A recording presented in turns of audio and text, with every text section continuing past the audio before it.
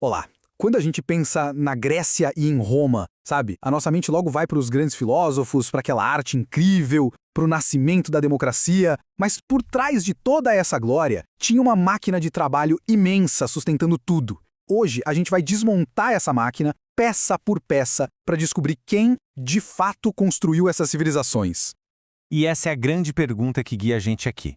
Quem levantou as colunas do Partenon? Quem arou os campos que alimentaram as legiões romanas? Quem tirou a prata das minas que financiou os impérios? A resposta, olha, pode ser surpreendente e revela qual era a verdadeira base dessas sociedades que a gente tanto admira. Para a gente conseguir entender como tudo isso funcionava, vamos imaginar uma pirâmide social. Cada camada dela representa um tipo de trabalho e, claro, um grupo de pessoas. E como toda pirâmide, a base é a maior parte, a mais pesada e a mais fundamental. É por lá que a gente vai começar. Na base de tudo, segurando todas as outras camadas, estava o trabalho forçado. A mão de obra que movia o mundo antigo era, em sua maioria esmagadora, composta por pessoas escravizadas. Elas não eram vistas como gente, mas como propriedade. Eram, na prática, ferramentas que falavam. Agora, um ponto super importante, a escravidão daquela época era bem diferente da que a gente conhece dos tempos modernos. Não tinha a ver com etnia ou cor da pele. Era uma consequência brutal da guerra, de dívidas ou até do nascimento. Era uma condição social terrível, claro, mas não era uma identidade racial. Um grego podia escravizar outro grego, um romano podia escravizar um gaulês, e os filhos de uma pessoa livre podiam, por azar, nascer já na escravidão. Então, como é que alguém chegava a essa condição? Basicamente por dois caminhos. O mais comum era ser capturado em batalha. Cidades inteiras podiam ser escravizadas depois de uma derrota, virando o prêmio dos vitoriosos. O outro jeito era por dívida. Uma pessoa livre que não conseguia pagar o que devia podia acabar forçada à escravidão. E para a gente ver um exemplo extremo disso, basta olhar para Esparta. Depois de conquistar a região vizinha da Messênia, os espartanos simplesmente escravizaram a população inteira. Eles foram chamados de ilotas. E eles não eram propriedade de uma pessoa, mas do próprio Estado espartano. Eram servos, presos à terra que cultivavam para sustentar a elite guerreira, sem a menor esperança de liberdade. O que realmente é chocante aqui é a proporção.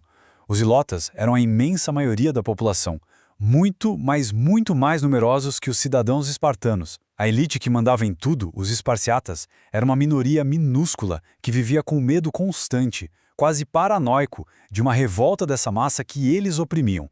E isso leva a gente a uma verdade bem brutal. Aquela famosa e super rígida educação militar de Esparta, ela não servia só para lutar contra outras cidades. Era, em grande parte, um sistema de controle interno. A polícia secreta espartana, a Crípteia, tinha como um rito de passagem para os seus jovens guerreiros caçar e matar ilotas, só para espalhar o terror e esmagar qualquer ideia de rebelião. Bom, saindo um pouco dessa realidade sombria de Esparta, vamos subir um nível na nossa pirâmide. Acima da base do trabalho forçado, a gente encontra aqueles que com as próprias mãos criavam e produziam os bens e a comida da sociedade, os artesãos e os agricultores. Os gregos tinham uma palavra para esse tipo de trabalho: poiesis, o ato de fazer, de criar alguma coisa. E isso ia desde o vaso de cerâmica do dia a dia e as sandálias nos pés, até a construção dos templos e aquedutos gigantescos que a gente admira até hoje. Era o trabalho que transformava a matéria-prima em civilização. E essa camada era bem misturada. Tinha cidadãos livres, como os pequenos agricultores que cuidavam da própria terra, e artesãos qualificados com suas oficinas. Mas, de novo, a escravidão estava lá. Muitos artesãos eram pessoas escravizadas e muito talentosas. E a agricultura em grande escala, principalmente nos latifúndios romanos, dependia quase que totalmente de mão de obra escravizada. Continuando a subida, a gente chega na camada que conectava tudo. Eles não produziam as coisas, nem plantavam a comida, mas eles movimentavam os produtos e o dinheiro. Eram a graxa nas engrenagens do império, o pessoal do comércio e das finanças. Aqui a gente encontra figuras como os mercatores romanos, que viajavam por todo o Mediterrâneo, e os metecos gregos, que eram os estrangeiros que moravam em cidades como Atenas e que muitas vezes dominavam o comércio e o sistema bancário. Embora fossem essenciais para a economia, a elite olhava meio torto para eles, porque considerava que o único trabalho nobre de verdade era o ligado à terra. E, finalmente, chegamos ao topo da pirâmide, a camada menor de todas, a mais exclusiva, mas que tinha todo o poder. Eram os cidadãos de elite que não trabalhavam com as mãos, mas sim com a mente, com a palavra e com a autoridade. Para essa elite, o único trabalho que realmente importava era a praxis. Em contraste total com a poiese, a praxis não era sobre criar coisas, mas sobre agir no mundo. Era se dedicar à vida pública, à política, à guerra, à filosofia e à administração do Estado. Qualquer trabalho manual era visto como algo baixo, indigno de um cidadão de verdade. E o que eles faziam, então? Discutiam leis nas assembleias, atuavam como juízes, comandavam as legiões em campanhas militares, administravam as províncias. Era um trabalho de tempo integral, reservado quase que só para os homens que eram livres, ricos, cidadãos e, o mais importante, donos de terras. E aqui que a gente entende a ideia central de tudo isso. Todo aquele tempo livre que permitiu aos cidadãos de Atenas desenvolver a filosofia, a democracia, as artes, era, na verdade, um luxo. Um luxo comprado diretamente com o trabalho sem parar e não pago da população escravizada, que cuidava de tudo, desde administrar as fazendas até cozinhar a comida deles. Quando a gente olha para a pirâmide completa, a imagem fica bem clara, né?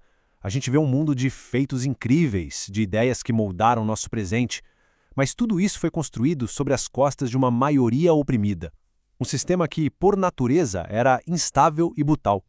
Mas olha, esse sistema não era uma coisa parada. Tiveram momentos de reforma. Em Atenas, o legislador Solon, para evitar uma guerra civil, aboliu a escravidão por dívida para os cidadãos atenienses. Séculos depois, em Roma, leis parecidas também protegeram os cidadãos mais pobres dessa condição. A escravidão para estrangeiros e prisioneiros de guerra continuou, mas alguns limites começaram a ser desenhados, pelo menos para os cidadãos. E o sistema também não ficou sem ser desafiado por quem vinha de baixo. A revolta liderada por Espartaco é o exemplo mais famoso disso. Por quase 3 anos, um exército de escravos fugitivos, gladiadores e pessoas sem nada desafiou o poder militar de Roma. Eles provaram que a base da pirâmide podia, sim, se levantar e balançar a estrutura toda, até o topo. E aqui está, de forma bem resumida, a nossa pirâmide.